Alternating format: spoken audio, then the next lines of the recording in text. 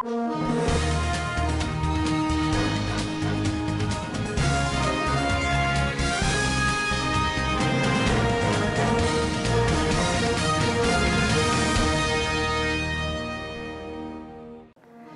we extend strike for 4 weeks, Pantami rejects new tax on calls and data. Nigerian Security and Civil Defense Corps warns as terrorists infiltrate South. On business, federal government to invest in renewable energies. And on the international scene, OPEC faces output decision after Biden's Saudi trip. And on sports, Osimhen named Napoli penalty taker. Hello, welcome to Standard Voice News Channel. I'm Fawzi Ibrahim. The Academic Staff Union of Universities has again extended the ongoing strike by 4 weeks. President of the union, Professor Emmanuel Osedeke, who disclosed this via a statement on Monday, said the decision was to give the government enough time to resolve the outstanding issues with the lecturers. The body convened an emergency National Executive Committee meeting of the Association of the University of Abuja on Sunday. The president said the extension is with immediate effect on August 1st. Following extensive deliberations and taking cognizance of government past failures to abide by its own timelines in addressing issues raised in the 2020 Federal Government ASU Memorandum of Action, NEC resolved that the strike be rolled over for 4 weeks to give government more time to satisfactorily resolve all the outstanding issues. The Minister of Communication and Digital Economy, Issa Fantami, said he is against attempt by the federal government to introduce a 5% excess duty on telecommunication services. According to him, the move would impact the sector and Nigerians negatively. The minister disclosed this while speaking in Lagos at the maiden edition of the Nigerian Telecommunications Indigenous Content Expo, organized by the Nigerian Office for Developing the Indigenous Telecom Sector, an agency domiciled in the Nigerian Communication Commission, on Monday. He stated that the telecom sector already contributes a lot to the Nigerian economy and urged the federal government to consider taxing other sectors of the economy that were not contributing to national development. Recently, the federal government announced plans to implement a 5% excess duty tax on telecoms exercise at the Stakeholders Forum on the implementation of excess duty on telecommunication services in Nigeria. As part of strategies to prevent terrorist attack, the police chief in Lagos met on Monday just as the Nigerian Security and Civil Defense Corps warned Nigerians against employing fleeing terrorists. Newsmen gathered that the police and the Department of State Service had deployed detectives to fish out fleeing terrorists in the south. Our correspondent, Rafia Minasara, has more. This followed the arrest of a suspected Boko Haram commander working as a security guard at a residential building in the Ijaye area of Abeokuta, the Ogun State capital, on Saturday. The arrest of the Boko Haram commander has triggered a flurry of emergency security meetings by law enforcement agencies in Lagos and Ogun State and apprehension among residents in the southern part of the country. The development is coming on the heels of the July 5th attack on the Kuje Medium Security Custodian Center, Abuja, where 69 Boko Haram commanders were freed by the Islamic State West African province. Rafia Minasara reporting for SBTV News. Over 8 million young Nigerians completed the recently concluded continuous voter registration exercise, the Independent National Electoral Commission announced on Monday. Our correspondent, Rahama Ibrahim, has more. The youth demography has been touted as a major deciding factor in the upcoming elections, and INEC's figure seems to back the theory. Meanwhile, INEC has warned Nigerians not to fall victims to fake websites advertising voter registration. In a statement signed by National Commissioner Festus Okoye, INEC said it has concluded its continuous voter registration exercise for the 2023 general elections. He said the Commission has concluded the continuous voter registration exercise nationwide and does not need to open an additional site or portal for the purpose of the registration of voters. That's the report. Rahama Ibrahim, Desara, SVTV News. The Ira Ana Kakamfo of Yorubaland, Gani Adams, has raised an alarm about the worrisome spate of insecurity in the country, saying Nigeria is already sleepwalking into the collapse.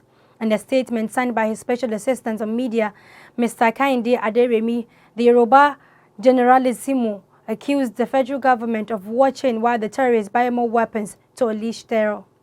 Our correspondent, Somaya Dosara, has more. According to Adams, he has information that fully armed terrorists have made the forest in Osun and between Oyo and Ogun states their enclave, where they are allegedly planning to attack states in the southwest.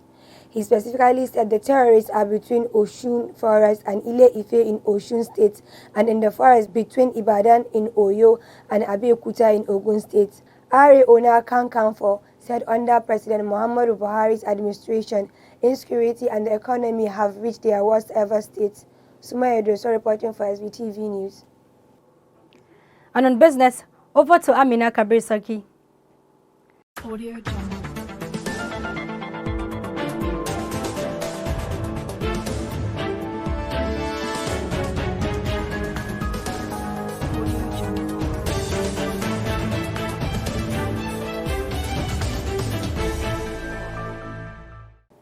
Thank you, Fauza Ibrahim, and a business update.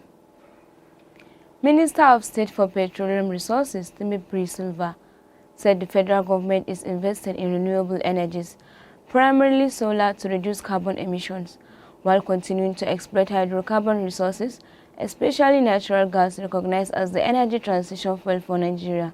The minister stated this at the 45th Nigeria Annual International Conference and Exhibition organized by the Society of Petroleum Engineers, Nigeria Council in Lagos, which has its theme Global Transition to Renewable and Sustainable Energy and the Future of Oil and Gas in Africa. He also said the country, as the oil and gas industry leader in Africa, is committed to pursuing the energy transition to promote economic growth.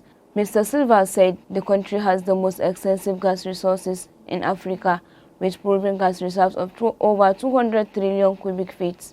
According to him, with the Petroleum Industry Act 2021 in full implementation across the broad spectrum of the oil and gas industry, Nigeria is well positioned for a reformed oil and gas industry that could sustain the local demand for natural gas and a high export income. And still on business, the Debt Management Office has announced 2 additional federal government of Nigeria savings bonds for offer for the month of August at 1,000 per unit.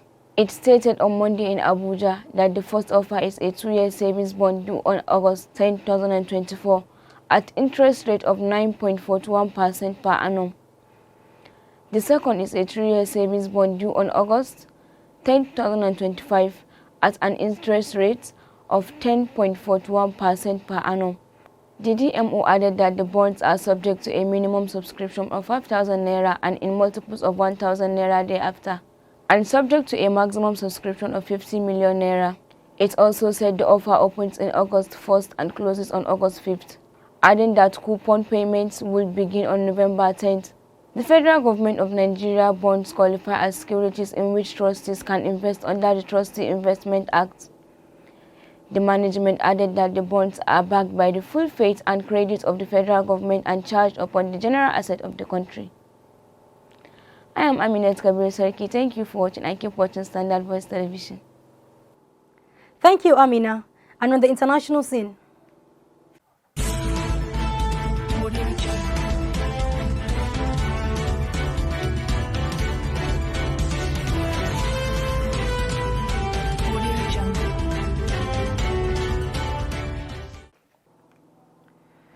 the OPEC group of oil exporters meet Wednesday to discuss another output increase, weeks after U.S. President Joe Biden sought to persuade Saudi Arabia to boost production during the controversial visit to the country. The White House has been pressing the oil cartel to step up production to tame prices that have surged since Russia invaded Ukraine late February. But the group, which is led by Saudi Arabia and Russia, has struck to modest increase so far. The 13-member organization of the petroleum exporting countries, along with 10 allies that include Russia, had slowed production at the height of the COVID-19 pandemic in 2020 after a plunge in demand caused prices to sink. The group began to raise production last year, agreeing to add 400,000 barrels per day to the market. It backed an increase of nearly 65,000 barrels per day in June, still not enough to spark a big drop in the oil prices. The alliance's output is back to pre-virus levels, but just on paper, as a few members have struggled to meet their quotas. The Sierra Leone flag dry cargo ship Razoni, carrying a cargo of 26,000 tons of corn, departed from the Black Sea port of Odessa. Amid Russia's military invasion launch on Ukraine, the first shipment of Ukraine grain left the port of Odessa on Monday morning, Turkey announced. As Kyiv said, the brutal shelling of Moscow of the southern city, Mykolaiv, had killed the agriculture take-on. The blockage of deliveries from warring Russia and Ukraine, two of the world's biggest grain exporters, has contributed to soaring food prices, hitting the world's poorest nations especially hard. Last month, both sides signed a landmark deal with Turkey and the United Nations aimed at revealing the global food crisis. While the much-needed grain export will be welcomed, the war in Ukraine raged on. Newsmen witnessed intense Russian bombardment of the eastern town of Bakhmut after Ukrainian President Vladimir Zelensky called for civilians to leave the frontline Donetsk region, bearing the brunt of Kremlin offensive. And on sports, over to Umukoso Mohammed.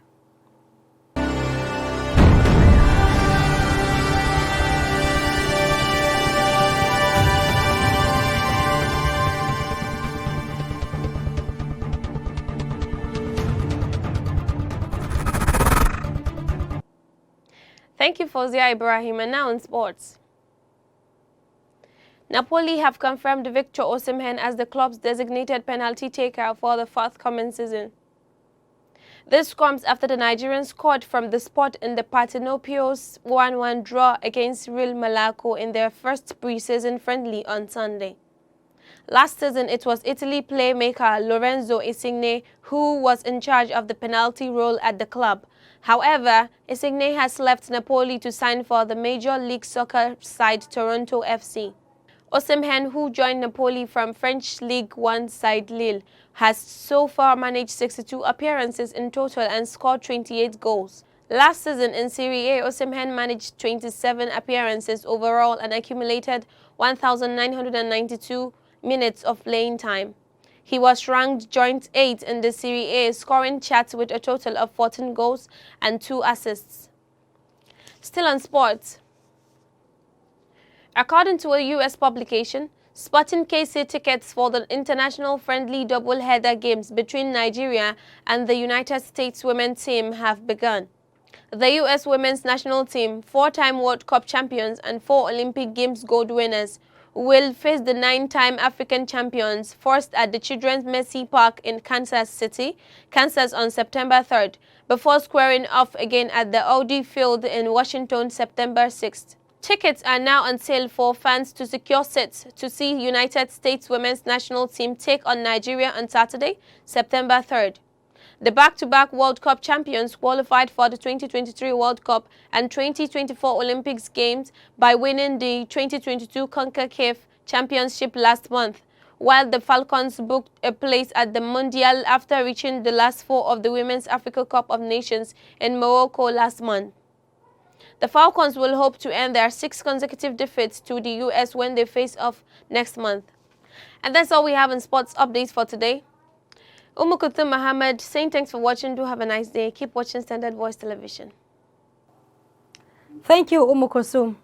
That has been the news from Standard Voice Television. Trending news, a quick look at the major headlines. ASU extends strike for 4 weeks. Pantami rejects new tax on calls and data. Nigerian Security and Civil Defense Corps warns as terrorists infiltrate South.